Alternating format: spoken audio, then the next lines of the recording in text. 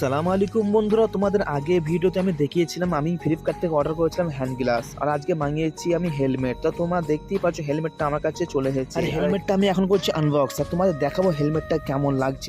বন্ধুরা তোমরা দেখতে থাকো, আমি হেলমেটটা আনবক্সিং করি, তো তোমরা দেখে বলবে হেলমেটটা কেমন। হেলমেটটা আনবক্সিং হয়ে গেছে, আর হেলমেটটা কত মানান দেখো বন্ধুরা। হেলমেটটা হলো ব্ল্যাক কালারের, আর এর সঙ্গে একটা এক্সট্রা গ্লাসও দিয়েছে। সো বন্ধুরা আমি তোমাদের একটা কথাই বলতে চাই, তোমরা সবাই বাইক চালাও, আর তোমাদের সেফটি তোমাদের পরিবারের জন্য অনেক গুরুত্বপূর্ণ।